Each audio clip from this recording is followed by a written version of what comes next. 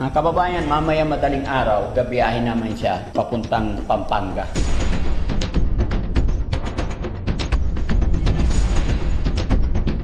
Masarap tay? Masarap. Kailan ka huling nagulam ng ganito? Matagal na. Matagal na.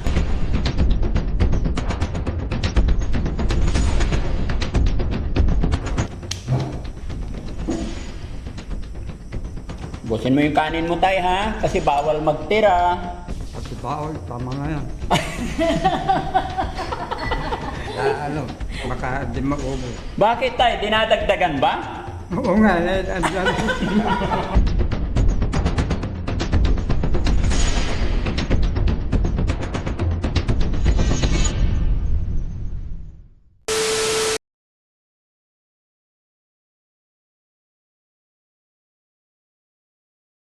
Wala na.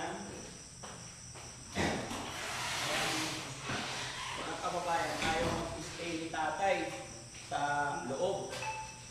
Kasi aircon, hindi raw siya makahinga. Hindi ako makasunga. Hindi ka makahinga? Bakit? Hindi ka makahinga sa aircon? Walang hangin. Walang hangin. So kailangan mo ng oxygen. Ha? Sumakit na ulo ko kanina at leeg ko. Oh, sumakit. Yun pala, nahihilo ka dahil sa aircon. Ngayon, kaya huminga ako ng mainit na tubig. Opo. Kaya na ginagamot ko.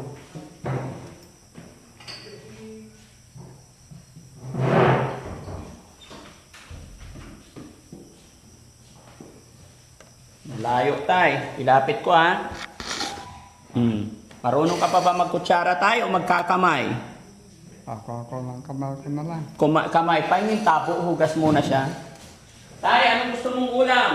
Bangus o hito? Anong gusto mong ulam? Bangus o hito? Mas ano din. Oh, sige, wait lang tay. Kukuha ako ng timba para hugasan ng kamay. Parang di ako namimili pa. Basta yun. Hindi ka namimili. Oo. Tay, gaano karami kanin gusto mo? Kanin, 2 kanin o isa? Ugas muna tayo, ugas. Ugas tayo, ugas. Ugas muna tayo. Ayan na tay. Hayaan mo siya, marunong magugas yan. O, ito tay, kanin. Busin mo yan ha. Ito tay, toyo. Toyo, sausawan. Ito ulam sa kanan. Yan, kunin mo na yan. Kawawa mga kababayan. Tanggalin ko ng tinik tay, baka matinik ka ha. Baka matinik ikaw. Hindi. Ay hindi. Mararamdaman mo? Yan. Masarap tay? Mga kababayan, mamaya madaling araw, ibiyahin naman siya papuntang Pampanga. Doon po kasi yung doktor niya sa mata. Doon kami nag-inquire. Parang check-up pa niya bukas. Doon natin malalaman kung kayang operahan, kung kakayanin. Hindi ko alam mga kababayan, basta bukas po ang first step. Kaya maaga kami kasi pila po yun, paunahan. No? So at hindi ko alam kung private ba yun bro o public? Yes po, private po. Private po yun. Although marami silang pasyente doon, kailangan maaga kami. Depende po kung ano sasabihin ni Doc. Kung uoperahan or what, sana may improvement, no? Si Doc ang magsasabi kung pababalikin kami sa operasyon. Sana nga. Masarap tay? Masarap. Kailan ka huling nagulam ng... Kailan ka huling nagulam ng ganito? Matagal na. Matagal na. Kaya masarap ngayon, no? Sige lang tay, kain ka lang. Pero ingat ka ha, baka matinig ka. Matagal na yung anak ng kapitan ng Bakitiw. Nagugas din ako ng kamay mga kababayan ha. Kasi nagbibigay sila ng mga donasyon. Kapitan ng Bakitiw. Ay, shout out po. Yung anak ng PE. Ay, anak. Nagtatrabaho sa munisipyo, pumunta doon. May dala ng bangus. Wow! Inihaw. May init pa noon. Init-init. Eh, bakit ayaw mo na aircon? Di na ako sanay. Nagulat kami mga kababayan. Pagdating dito, dinala ko sa loob. Humingi ng mainit na tubig sa towel. Nagkasakit ako dyan. Magkasakit ka dito. Hmm. Dinala kita dito para ipagamot, tapos magkasakit. Nagkasakit ako sa aircon. Ay, aircon. Ayun. Sanay kasi siya doon mga kababayan sa silong ng manggalang. Kaya kawawa. Lahat ng katawan ko talagang laos hindi ako makakilos. Kaya di na ako pili sa may aircon. Sige lang tay. Kain ka marami tay ha. Damihan mo tayo kain tayo ha. Kaya natin ng konti tayo para hindi maano. Ito yung tubig ni tatay.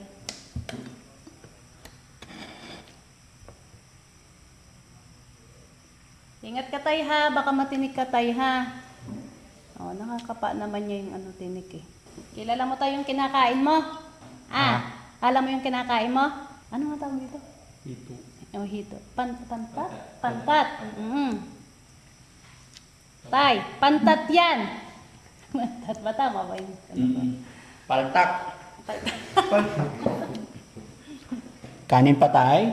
Bit sumasayaw ang tubig. Ay, Ito po. ito. Buksan ko tay. Sige po.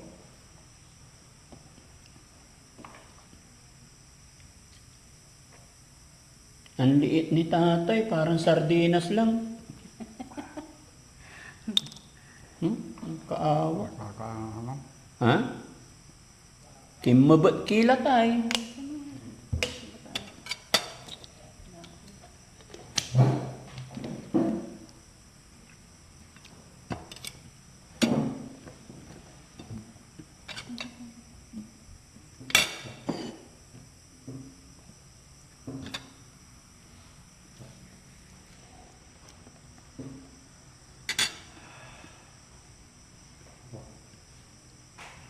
Ayan, nakita yung tinig. Busin mo yung kanin mo tay ha, kasi bawal magtira.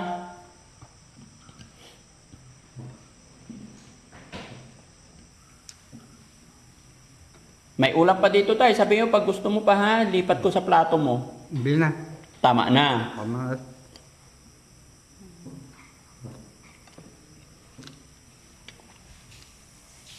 Pati baoy, tama na yan. Baka di maubos. Bakit tay, dinadagdagan ba? Oo nga, andyan. Akala ko hindi naramdaman ni tatay. Magaling. Nakatumbok dito. Ha? Akala ko hindi maramdaman ni tatay. Hindi nga nakikita pero nakakaramdam pala. Ayos talaga tong tatay Calix na to. Kaya ganun ginagawa niya siguro. No? Pag nandun siya sa bukid, pinapakiramdaman lang niya. Kaya lang, ang problema, syempre hindi nakakita. Hindi na natin alam kung malinis o marumi yung nailuluto o na itutubig niya sa sinaing niya. Yun lang ang problema. Iinom ng kape, hindi natin alam kung nahugasan yung baso niya na pinaglagyan. So, walang kasiguraduhan. Kaya nakakaawa. Kung pwede lang talaga na ampunin na natin to dito, mapakain lang natin ng ano mga kababayan, yung siguradong malinis, maayos. Sino ba naman, paano makakain ng masustansyang gulay to? Kung wala nang nagluluto, gaya sitwasyon. Di ba? Kaya nga sabi niya kahapon, ay kanina itlog lang na ipinatong sa kanin, yun na lang yung ulam niya. So anong sustansya nun? Ngayon, nasarapan daw siya sa inihaw na hito. Di ba tay? Kaya nakakaawa mga kababayan, dito po nadudurog yung puso ng inyong lingkod mga kababayan pag may nakikita akong mga senior, lolo't lola na walang nag-aalaga. Although wala naman kaming sinisisi mga kababayan dahil si tatay walang pamilya. Wala nang mga kamag-anak. Kaya eto, ang magagawa na lang ni Daddy Frankie, dalhin po natin sa sa pagamutan ng mata. Bukas po 'yun. Kasi madaling araw, hindi po pwedeng madaling araw namin siya pipick upin doon, gitna ng bukid 'yun.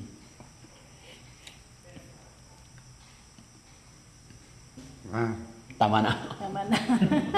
Tinanggal ko lang yung tinik, Lo. Tinanggal ko lang po yung tinik. Nabusog ka naman, Lo, ha? Busog na busog. ano. Nasaan na yung hugasan ng kamay? Ba't ka umiiyak, ya? Ha? Naawa ka kay Lolo?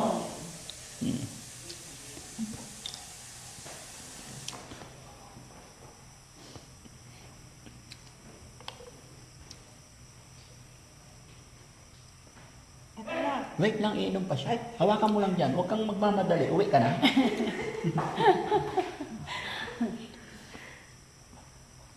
Iinom pa siya.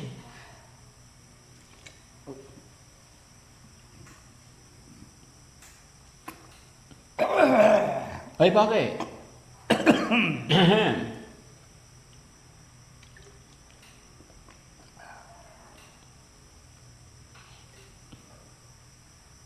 Yung tsinelas niya, i-ready nyo. Sa kanya ba yun?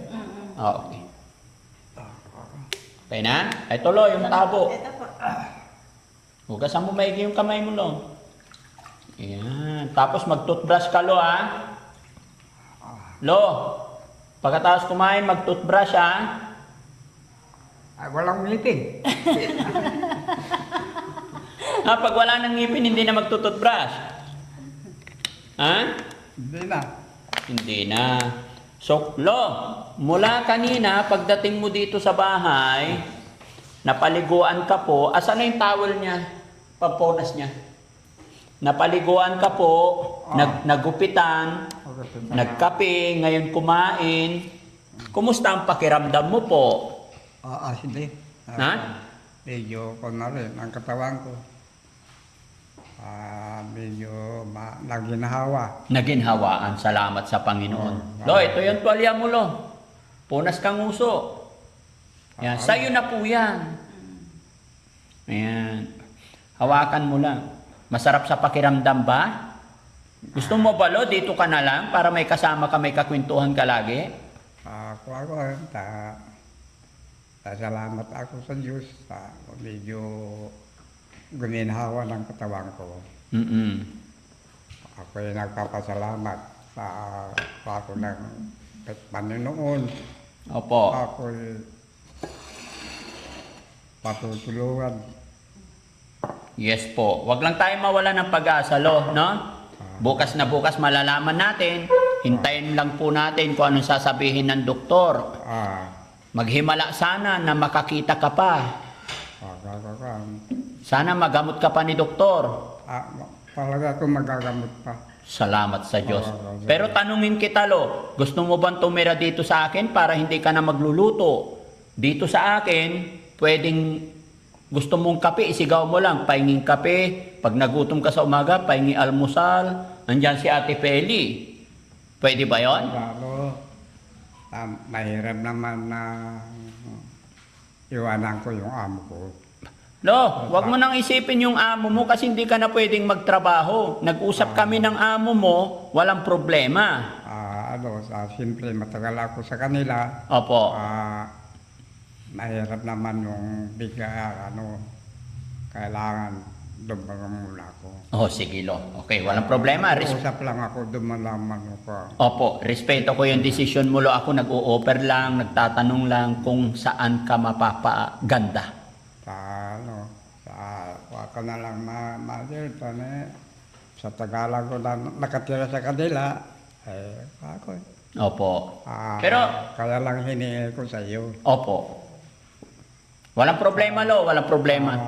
Wala ka lang magtatampo sa akin. Ay, hindi po. Hindi. Hindi ang magtatampo. Gusto ko lang makakita ka, Lo. Gusto ko gumaling yung mata mo habang ikaw ay nabubuhay pa.